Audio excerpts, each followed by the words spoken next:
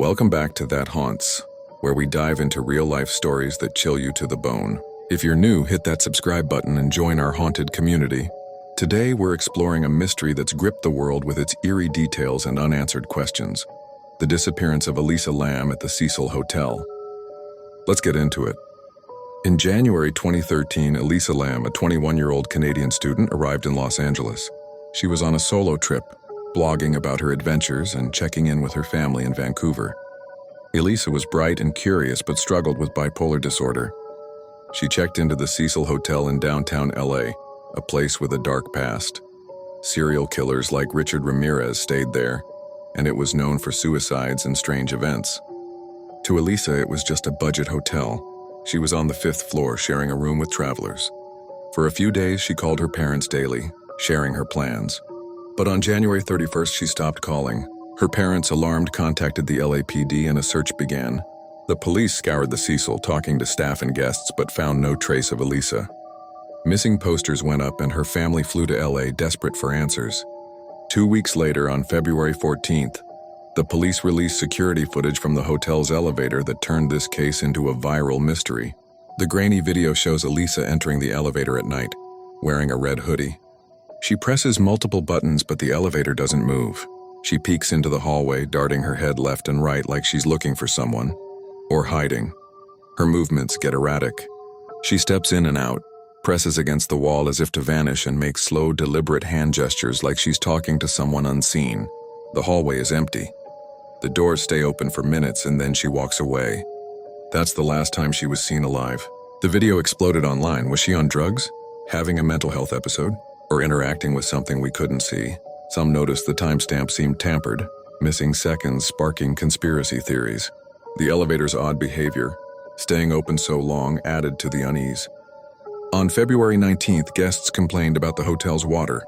Low pressure, a foul taste, a dark color. A maintenance worker checked the rooftop water tanks, huge metal containers supplying the building. He climbed a ladder, opened a tank, and found a body. It was Elisa, naked, floating inside. Her clothes from the elevator video were in the tank too. The discovery raised chilling questions. How did Elisa end up in a rooftop tank? The tanks were 10 feet tall with heavy lids and the roof was locked, accessible only by a fire escape or a secured door with an alarm. The coroner ruled her death accidental drowning, with no drugs or alcohol in her system.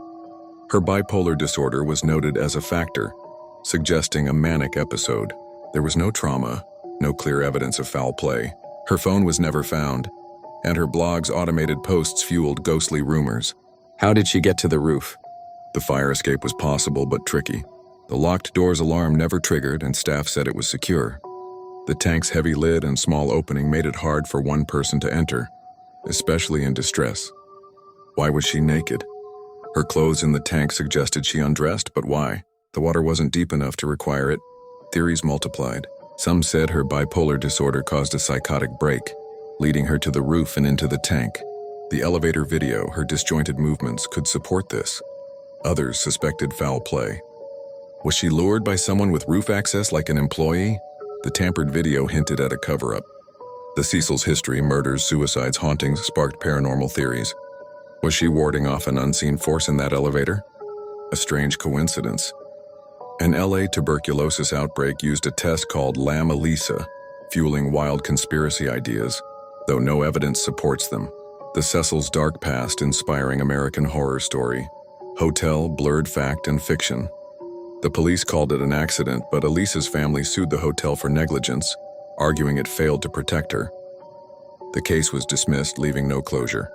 Her phone's absence in those final hours remain a void. This story haunts because it's a puzzle with missing pieces. The elevator video feels like a glimpse into her last moments, but it's unclear. Was she alone, or was someone or something there? Accident, crime, or something else? What do you think happened to Elisa Lam? Is the Cecil cursed, or is the truth in that grainy footage? Drop your theories in the comments.